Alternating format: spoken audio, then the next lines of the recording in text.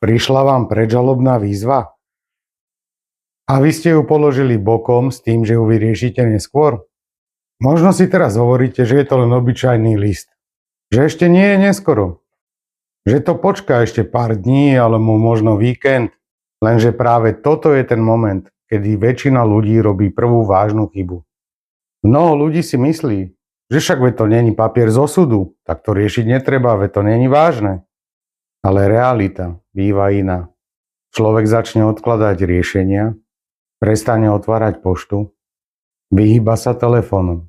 Po nejakom čase si povie, však nejako to dopadne. Medzi tým narastá tlak, stres a vnútorný nepokoj. Napätie doma, hádky v spolužití.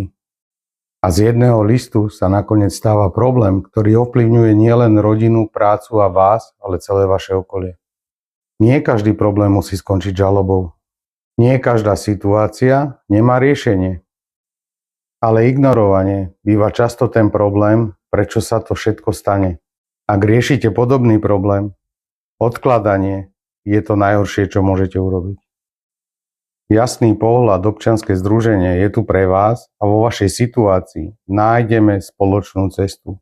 Všetko vám v kľude a zrozumiteľnou rečou vysvetlíme, aby ste situáciu pochopili a našli cestu. To je hlavné, získať späť kontrolu, kľudný spánok a pokojný život.